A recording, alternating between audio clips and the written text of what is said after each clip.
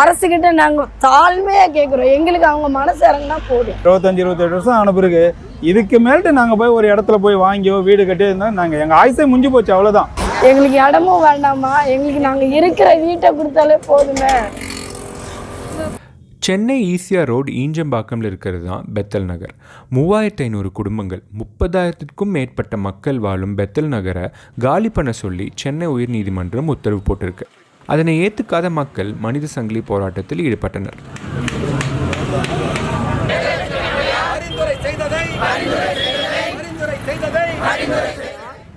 நாங்கள் திருநெல்வேலியிலேருந்து இங்கே 27 வருஷம் ஆகுது.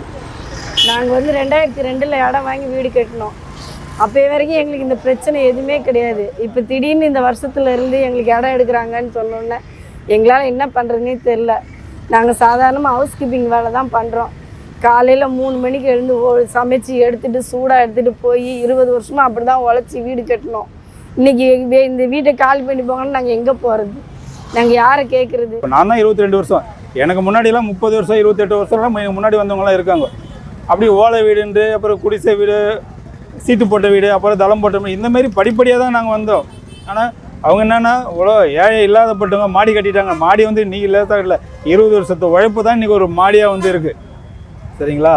இவ்வளோ சௌகரியம் பண்ணி கொடுத்துட்டு இன்றைக்கி எங்களை காலி பண்ணுறோம் அப்புறப்படுத்துகிறோன்னாக்கா இது எந்த விதத்தில் நான் என்ன ஒன்றும் தெரியல. பெத்தல் நகர் முழுவதும் சதுப்பு நிலத்தில் கட்டப்பட்டிருக்கு அப்படிங்கிறதுனால இந்த தீர்ப்பை வழங்கியிருக்கு சென்னை உயர்நீதிமன்றம். இந்த பெத்தல் நகர் இடம் மெய்க்கால் புறம்போக்கு களவெளி அப்படின்னு வகைப்படுத்தப்பட்டிருக்கு. 30 வருஷம் மேலாக மக்கள் வாழ்கிறாங்க, இந்த இடத்த நத்தம் புறம்போக்காக மாற்றி தங்க அனுமதி அளிக்கலாம் அப்படின்னு 2010 இருந்த காஞ்சிபுரம் மாவட்ட ஆட்சியர் கஜலட்சுமி பரிந்துரை பண்ணியிருக்காங்கன்னு இந்த இடத்தில் வாழும் மக்கள் கூறுகின்றனர். ஆனால் அரசு இவர்கள் இருக்கும் இடத்தை இடித்து அங்கேயே கொஞ்சம் மேடு பகுதியில் 50 ஏக்கரில் குடியிருப்பு கட்டி தரோம் அப்படின்னு சொல்லியிருக்காங்க. அடிப்படையே இதுதான். நம்ம இன்றைக்கி காலி பண்ணுறோம், நாங்கள் மாற்று இடம் கொடுக்குறோம். மாற்று இடம் எங்களுக்கு எதுங்க ஐயா?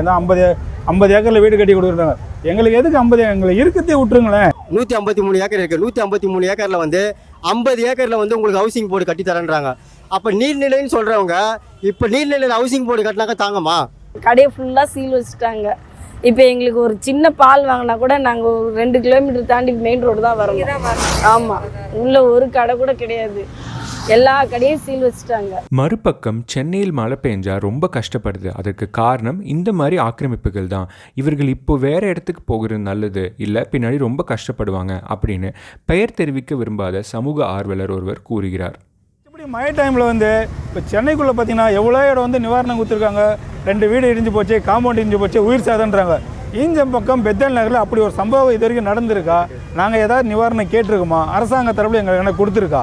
ஏன்னா நாங்கள் அது மாதிரி ஒரு அசம்பவமே எங்களுக்கு நடக்கலை. இப்போ வேளச்சேரி, பள்ளிக்கரணை, மேடவாக்கன்றாங்க. இதெல்லாம் அப்ரூவ்டு பிளாட்டே 2 அடி 3 அடி தண்ணி நிற்கிது.